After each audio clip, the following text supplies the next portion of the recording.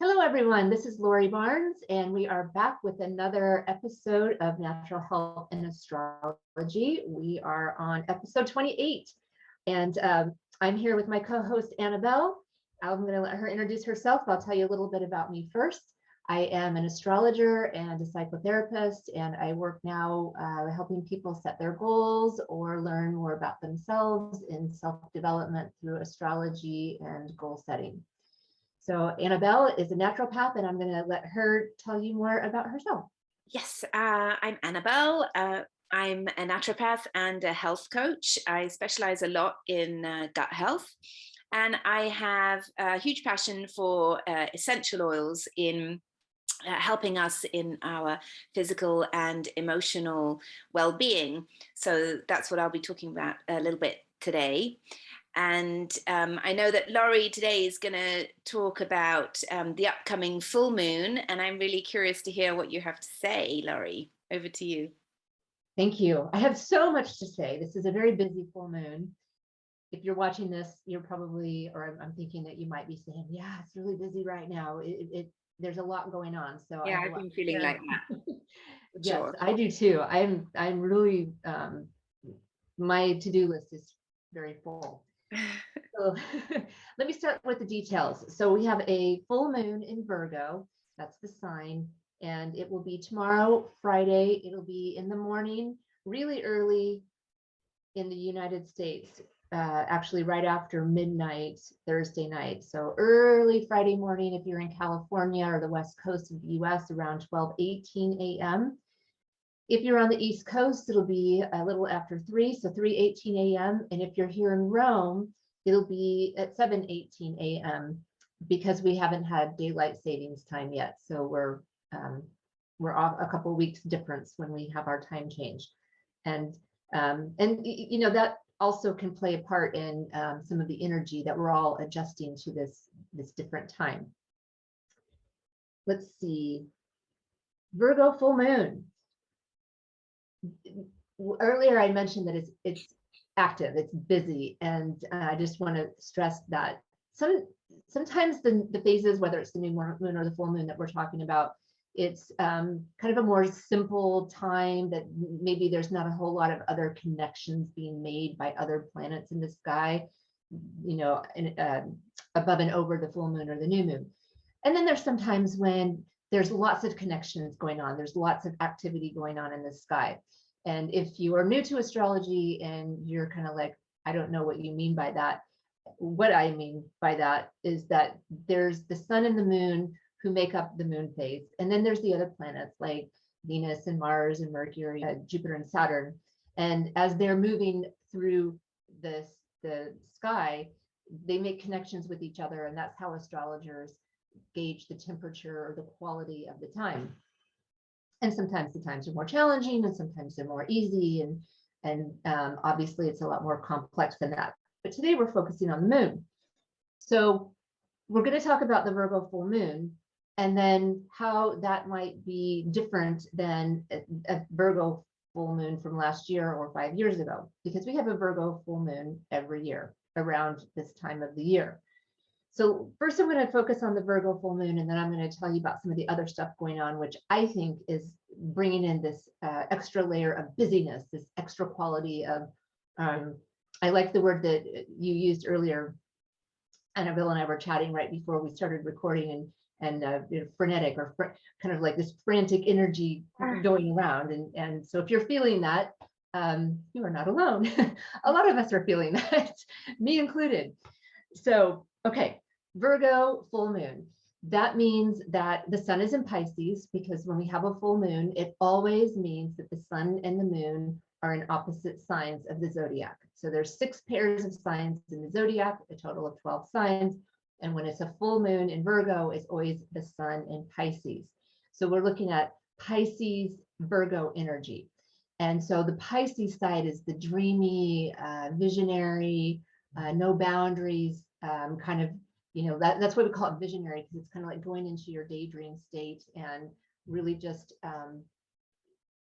accessing that creative part of life, which is opposite of Virgo, which is the very grounded, practical, day-to-day to-do list categories, analyzing things and doing things in an ordered way. So you can kind of see that they're on these opposite ends of the totem, but also that you really need to have the vision to know where you want to go, and then you need to have the organization and the detail to get there. So they are complementary in that way.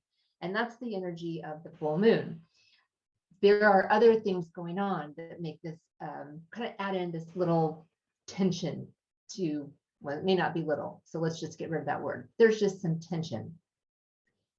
And so I always come up with a theme to describe the full moon. And for this one, the theme that I thought was fitting was it's a growth spurt.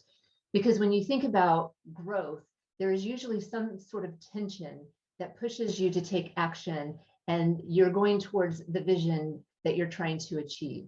And so I feel like what's happening right now for many of us who are being very much activated during this full moon, that there's some sort of tension that can be internal or external. It could be an external event, like a lot of things coming at you that you have to do, or it can be internal, this kind of internal drive of like, I want to do this, I want to get this done, or I want to change my trajectory and go in this direction.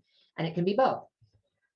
So what's going on in addition to this full moon is that we have a few planets in a particular sign that are making this relationship with a planet called Uranus, which is about change and disruption and can sometimes bring unexpected events, and also has this energetic quality of innovation or reform, doing things differently or independently. And the planets that are in this active configuration are Venus and Mars and Saturn. So they're like the planets of your movement, of like Mars is about taking action, and Venus is about how you relate to people, and Saturn is about how you put structure and discipline in your life. And don't worry about taking notes on all those things. Some of the listeners are astrologers and might want to know what I'm talking about, and really what I'm describing with this configuration is tension. That is the tension point of kind of like moving us into this growth phase. And I'm being general because how that appears in your life is going to be dependent on your own chart. And so you just may want to think about, like, where do I feel like a little bit of discomfort or tension, or where am I being pushed or stretched to the point where I want to make change, or I'm being forced to make change, and that it's going to push me forward, that it's going to take me somewhere, that hopefully you become aware of this, and then you become more intentional about it pushing you towards where you want to go. There's definitely people out there who are feeling this tension and getting pushed and maybe resisting it, which is another way that this can show up, is kind of like, no, I want to keep things the same, and I'm going to hold on tightly as I can. And if that's you, then I'm letting you know that this could be a time to be open to some change, and that that you want to channel that energy into intentional growth, into intentional ways of directing the energy, because the opposite is it becoming rigid. And when you're too rigid, it's harder to experience that energy, you can say. If you're resisting change, at some point, there's like that breaking point where change happens even if you don't want it to, if that makes sense. And yeah. And everyone has their own chart. So some people are going to be feeling this energy much more directly, and other people may not be experiencing the tension points so strongly, but you still will probably see it around you. And it can also show up that, if you're a Pisces, or if you have a lot of the water element in your chart, you may be experiencing this full moon more of that creative side. Like you may just feel like really super tapped into the muses who speak to you, and you may have way more creative insights coming in and just flooded with ideas, which is still asking you to have a little bit of a tension point, because you're getting all this information and it's like, oh, what do I do with it? And this is wonderful. Like, for creative people, it's like, bring it on, like all these ideas. And so back to that Virgo full moon, Pisces, Virgo energy is, if you are one of those who are experiencing like creativity on steroids, just like all these things coming through, and you're like, oh my gosh, 12 new songs just appeared in my head, or I just envisioned 5 paintings that I want to do, or I know how I want to do that presentation that they've been asking me to do for the board, and now I can totally see it. That's when you can really tap into this Virgo energy, which is all about that thing. It's like putting it into a tangible or organized way, a to-do list, an Excel spreadsheet. It's about manifesting it versus envisioning it. And so those the two Pisces Virgo qualities. That's perfect though, no? Like to have a combination. I think so. I really love the idea of it being a growth spurt. And in the blog that I always links to to the video, I do talk a lot about that, about how to, different ways it can show up, and kind of like the idea of this being a cycle, and about growth spurts and how they are positive, but sometimes we don't see them as a positive thing when we're experiencing it, because there is some tension and discomfort that comes from it. But we usually, not always, but people who want to really invest in the self-development, self-growth, we tend to look back at those growth spurts and really see how much progress we made and how far we've come. But in it, sometimes it's like, this is hard. I have too much to do. I have not enough time in the day to do everything that I need to do. And so these are the things that are kind of pushing you to make those changes. So yeah, that's my description of this full moon coming up. And I'm sure that Annabelle has an awesome essential oil that can help support us through this time. Yeah, it's interesting when you say, kind of pushing you to make these changes, because the essential oil that came to my mind, with the theme of this episode, was sandalwood. And sandalwood is a very it's a very spiritual oil. It also has a lot of benefits for the physical body as well, but it's very encouraging and protective. So I feel like, for those people that you were describing, who have a lot of rigidity, that's all to do with fear, isn't it? So hopefully using the sandalwood oil will help, dissipate some of that fear and help them feel reassured and protective to make those changes and let go of those things that are, that they've been afraid to let go of in order to make progress and move forward. So sandalwood has those kinds of qualities. It's also a very grounding oil, and it's also great for mental clarity. So for those of us who are looking to put, who want to kind of crystallize some visions, some goals, that kind of thing, and get those really down on paper, really kind of clear, or just clear in the mind, sandalwood will be a great oil to diffuse whilst you're thinking about those things. Diffusing the oil in a cold water diffuser is the perfect way to get those emotional benefits. You can also inhale it, directly from the bottle. Sandalwood is it's quite a sensual essential oil. It has a kind of like sweet but woody and balsamic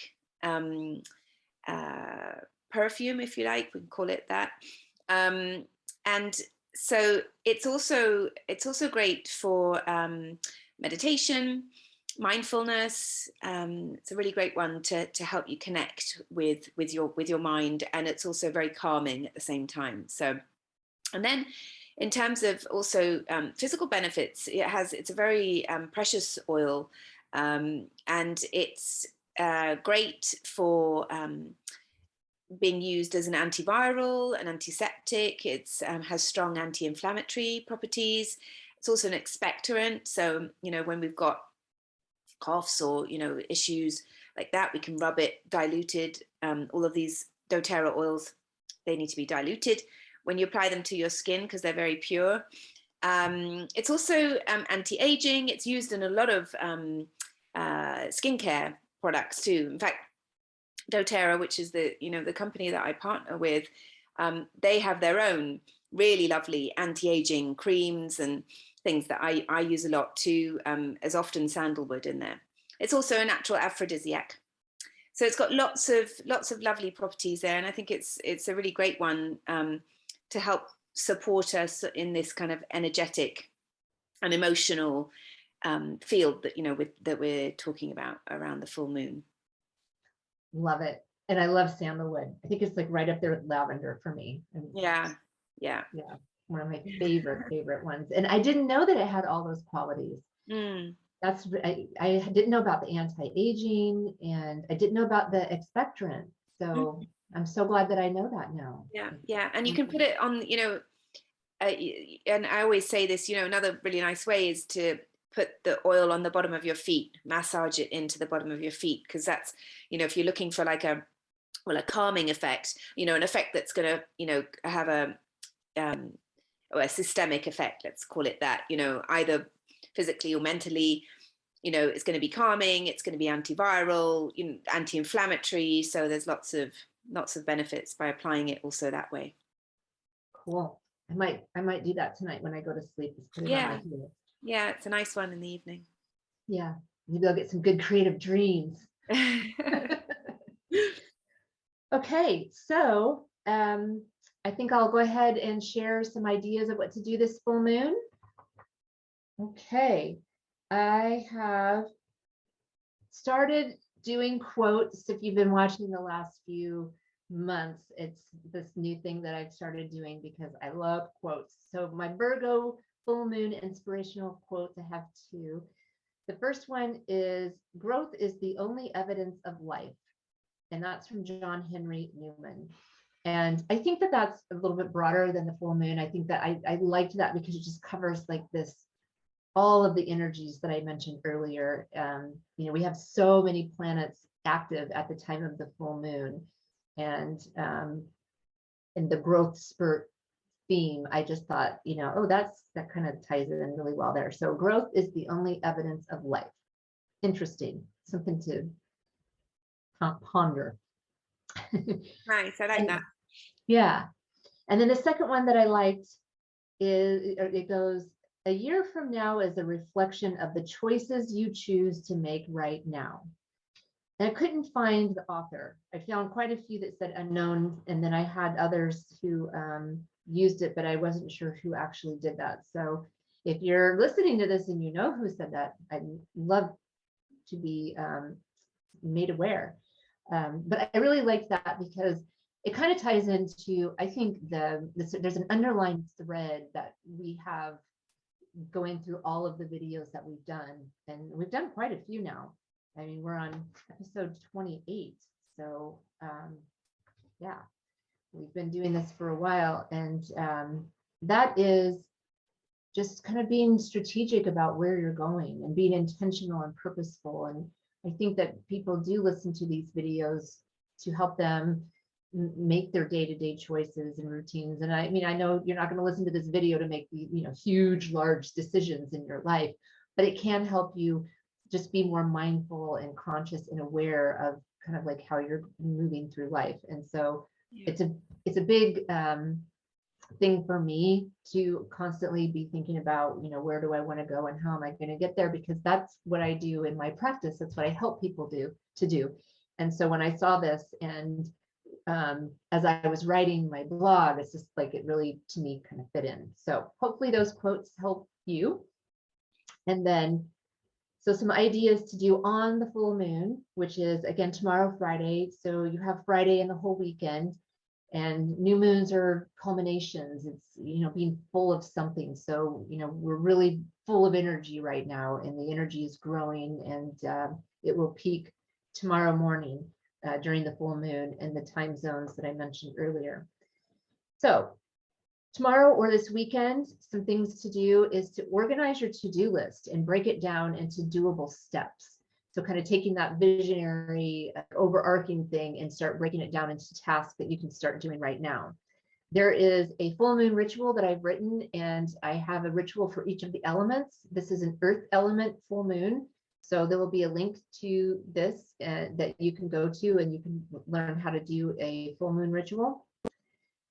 Set aside some time, whether it's tomorrow evening or Saturday morning, to do this visualization thing, to try to tap into that other side, the big creative side, and see what comes out. See if you have any aha moments. And sometimes I'll just sit outside, and we're lucky we have a mountain view, and I'll just sit and look at the mountains, and I get some of the best ideas that just literally drop into my head, and I'll have to run in and like, oh, I gotta write that down.